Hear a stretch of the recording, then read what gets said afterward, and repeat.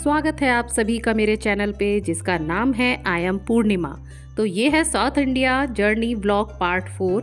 अब तक आपने देखा मेरा ट्रेन का सफ़र त्रिवेंद्रम और कन्याकुमारी। कन्याकुमारी से आज हम विदा लेने वाले हैं। कल जब हम यहाँ कन्याकुमारी बीच पर गए थे तो समुद्र में कुछ दूरी तक बने पत्थर के रास्ते को हमने देखा था। तो आज सुबह हमने सोचा कि वहीं थोड़ा हम घूम कर आते हैं। आज है 6 मार्च 2023। दोपहर 12 बजे हमारा चेकआउट है। हम मैदानों में रहने वालों को समुद्र पहाड़ बड़े ही आकर्षित करते हैं। सुबह जब सोकर उठे तो बस ब्रश कर कराकर समुद्र तट की ओर निकल गए। चलिए आपको कुछ काम की बातें मैं बताती हूँ। यहाँ दक्षिण भारत आने से पहले हमें लग रहा था कि भाषा की वहाँ समस्या हो सकती है। लोगों से कैसे बात करेंगे, कुछ खरीदना हो तो कैसे सब होगा।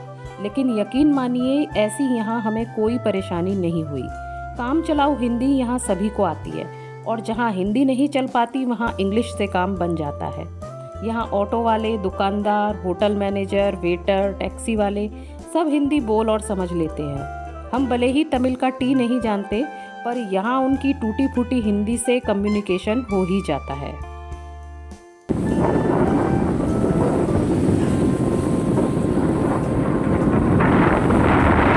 पानी तो पानी होता है पर तीनों समुद्र अपने पानी के रंग को पकड़े हुए हैं।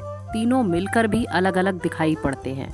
चट्टान पर केकड़े के बच्चे भी आ गए हैं धूप खाने। थोड़ी रेतीली जमीन के बाद अब बड़े बड़े पत्थरों को सेट करके ये रास्ता बनाया गया है जहां हम बड़ी ही सावधानी से चल रहे थे। फिर हम पूरा आगे तक नहीं गए, होटल जाकर नहाना धोना भी था तो फिर आधे रास्ते के बाद हम वापस हो लिए। आज का हमारा प्रोग्राम है कन्याकुमारी से मदुरई जाना बाय रोड टैक्सी से, फिर वहां मीनाक्षी मंदिर देखना और रात वहीं मदुरई में ही रुकना। कन्याकुमारी से मदुरई करीब 250 किलोमीटर दूर है, यानी कि लगभग 4 घंटे का सफर आज हमें करना होगा। उसके बाद मंदिर में शाम के दर्शन हमें मिल जाएंगे। तो आज फिर हमें मंदिर जाना है तो मैंने आज फिर से साड़ी ही पहन ली है। टैक्सी आ गई है। 12 बजे का ये वक्त है। सफ़र शुरू हो उससे पहले हमने की पेट पूजा। अब हम यहाँ खा रहे हैं दाल मखनी, मिक्स वेज, नान, छाछ, रोटी, चावल, अचार, अपना देसी खाना। एक बात यहाँ ये अच्छी है कि जितना अच्छा आपको साउथ इंडियन खाना यहाँ मिल जाता है उतना ही अच्छा आपको अपना नॉर्थ इंडियन खाना भी यहाँ मिल जाता है। हमने यहाँ पेट भर के खाना खाया, फिर हम निकल पड़े 4 घंटे के लंबे सफ़र पर।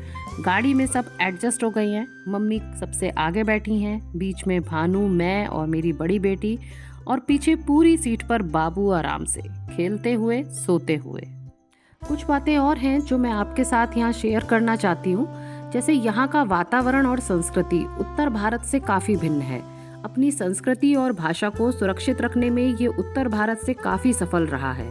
शिक्षा के मामले में भी ये अव्वल है। यहाँ का खान पान तो पूरे विश्व में प्रसिद्ध है ही। उत्तर भारत में हमारे यहाँ बेटा बेटियों में अंतर किया जाता है, लड़कों को लड़कियों से बेहतर माना जाता है, पर ऐसा भेदभाव आपको दक्षिण में देखने को नहीं मिलेगा। दक्षिण भारत की संपन्नता का एक मुख्य कारण वहाँ पर महिलाओं को मिलने वाला सम्मान, उच्च शिक्षा और नौकरी के अवसर हैं। उत्तर भारत में अभी भी बहुओं को पल्ला, घूंघट आदि में रहना पड़ता है। अपने ससुर या जेठ के साथ उन्मुक्ता से बैठकर बात करने की मनाही होती है, पर ऐसा दक्षिण भारत में बिल्कुल भी नहीं है। वहाँ पर्दा प्रथा आई ही नहीं। मंदिरों में कोई भी वहाँ सर नहीं ढकता। अगर अपराध की बात करें तो वह भी उत्तर भारत की तुलना में यहाँ बहुत ही कम है। यहाँ आदमी औरतें गले में ये मोटी मोटी सोने की चेनें पहने रहते हैं, पर कोई छीना झपट्टी वहाँ नहीं है। हमारे यहाँ आगरा में तो ऐसी दुर्घटनाएं होती ही रहती हैं। हमारे यहाँ तो मंदिर से भी चप्पल चोरी हो जाती है। खैर, वहाँ लड़कियों और महिलाओं के साथ कोई छेड़छाड़ भी नहीं होती। मैंने कितनी ही जगहों पर महिलाओं को रात तक काम करते देखा, जैसे दुकान, पेट्रोल पंप, वहाँ बहुत सी महिलाएं काम कर रही थीं। दक्षिण भारत में महिलाओं का मुख्य पहनावा साड़ी है और पुरुषों का धोती। यहाँ महिलाओं का श्रृंगार है बड़ी बिंदी, मंगलसूत्र और बालों में गजरा। बस हो गया। दक्षिण भारत सही मामले में हमारा असली भारत है जो अपनी सभ्यता और संस्कृति को कस के पकड़े हुए है। ये मेरा पर्सनल पॉइंट ऑफ व्यू है। जितना मैंने वहाँ देखा, समझा, सफ़र के दौरान जो लोग मिले उनसे जाना जो कि यूपी से थे और वहाँ काम करते थे, तो वो भी उत्तर और दक्षिण के अंतर को भली भांति जान रहे थे। यहाँ हम थोड़ी देर जलपान के लिए रुके आपको तो पता ही होगा बच्चों ने यहाँ क्या मांगा होगा, चिप्स और कोल्ड ड्रिंक। चिप्स और कोल्ड ड्रिंक ने मुझे कैसे फंसाया था, याद है ना आपको?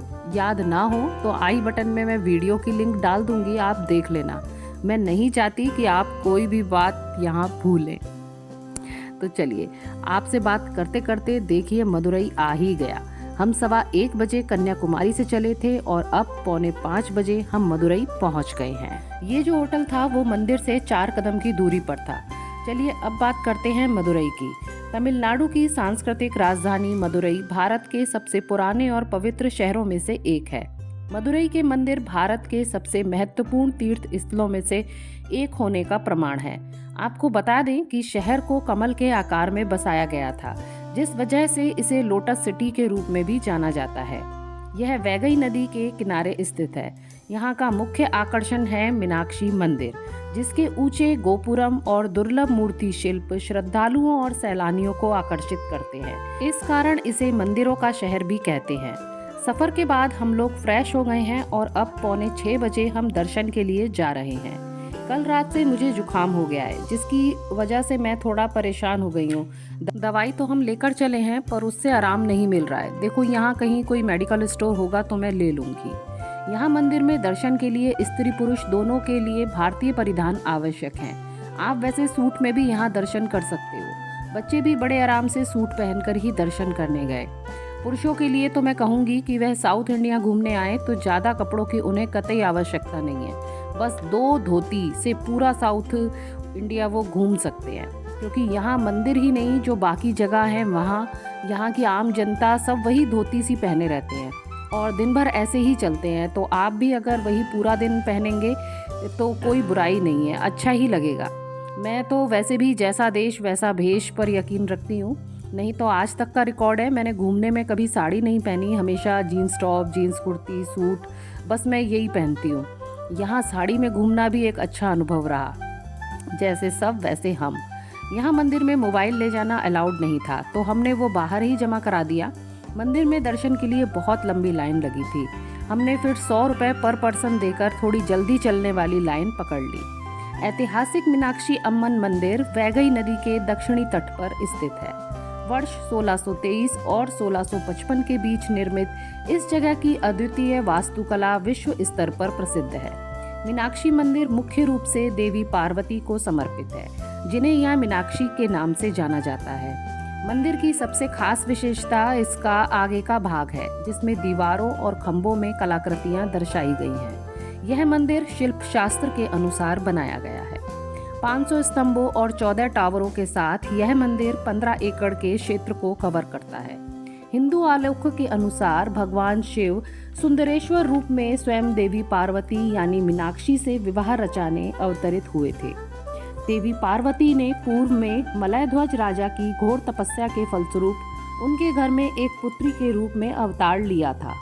वयस्क होने पर उसने नगर के शासन को संभाला। तब भगवान आए और उनसे विवाह का प्रस्ताव रखा और वो उन्होंने स्वीकार कर लिया। इस विवाह को विश्व की सबसे बड़ी घटना माना गया, जिसमें लगभग पूरी पृथ्वी के लोग मदुरई में एकत्र हुए थे। भगवान विष्णु स्वयं अपने निवास बैकुंठ से इस विवाह का संचालन करने आए थे। ईश्वरीय लीलानुसार इंद्र के कारण उनको रास्ते में विलंब हो गया। इस बीच विवाह कार्य स्थानीय देवता कूडल द्वारा संचालित किया गया। बाद में क्रोधित भगवान विष्णु आए और उन्होंने मदुरई शहर में कदापि न आने की प्रतिज्ञा ली। बाद में अन्य देवताओं द्वारा उन्हें मनाया गया। फिर उन्हें मीनाक्षी सुंदरेश्वर का पाणी ग्रहण करवाया। यह विवाह और भगवान विष्णु को शांत कर मनाना दोनों को ही मदुरई के सबसे बड़े त्योहार के रूप में मनाया जाता है, जिसे चितिरई तिरुविझा यानी सुंदर ईश्वर का त्योहार कहा जाता है।